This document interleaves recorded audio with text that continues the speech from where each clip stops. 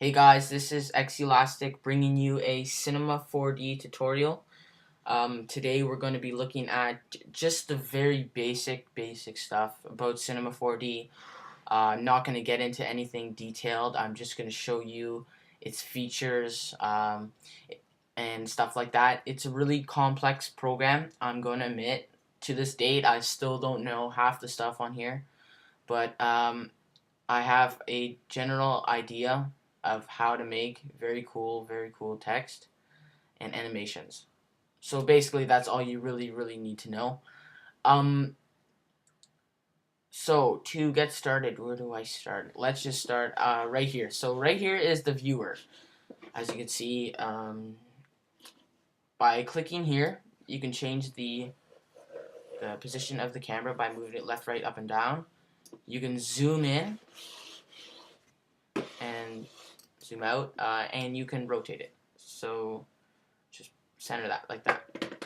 So next I wanted to talk about, let's just, first to show the next part, let's just create a cube.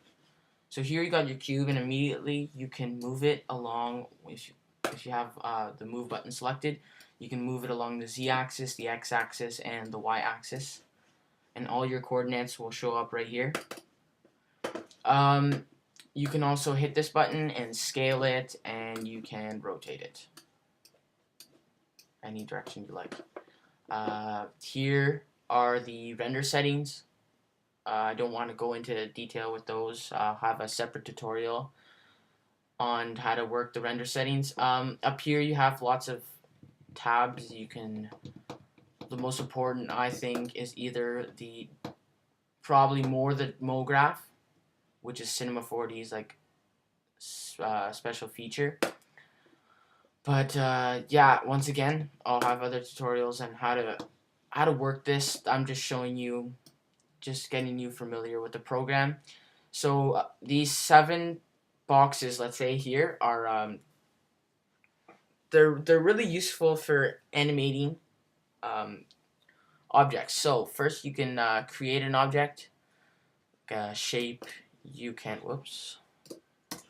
You have your paths. So let's say you wanted something to follow along a path or something like that. You can use these paths.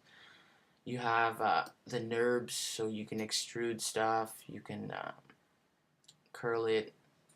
These two right here and this green one are a bit more complex, I would have to say.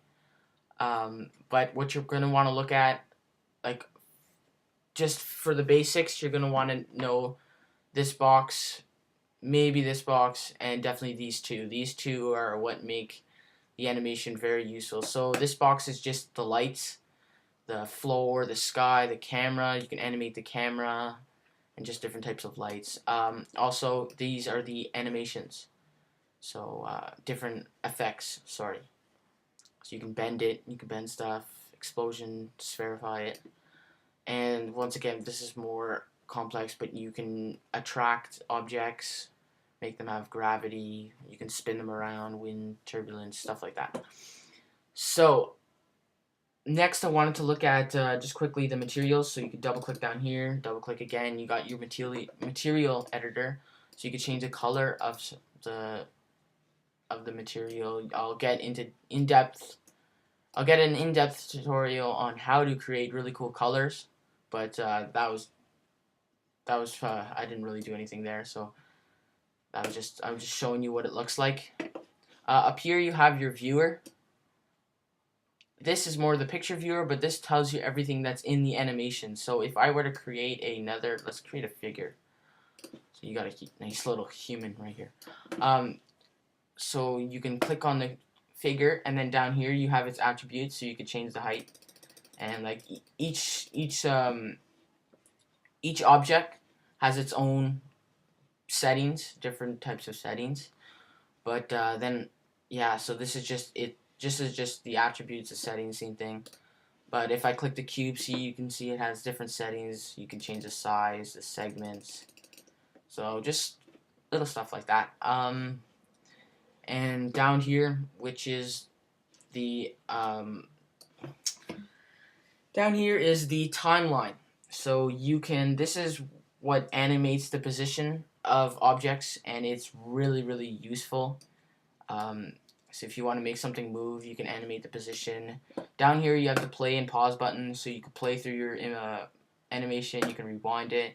Then you have your keyframes, so you can keyframe a position, move some, oh sorry, you can go to frame 40, move something, keyframe it, and play it back, and you got a movement, as you can see. You could change the amount of frames if you want to extend it. I want to make it 200, let's say. And that is, I basically just covered everything. Well, I didn't cover everything, but everything basic.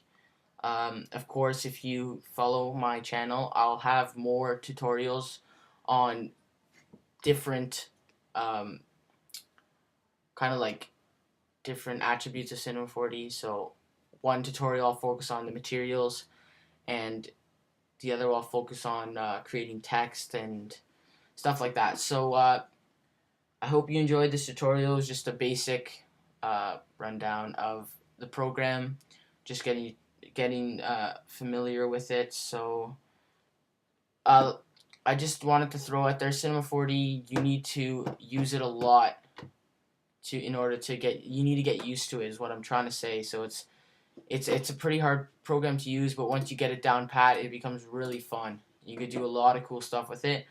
But I hope you guys enjoy this program. I personally love it. So anyway, so that's the end of the tutorial. Rate, comment, and subscribe, and I'll see you guys in the next one.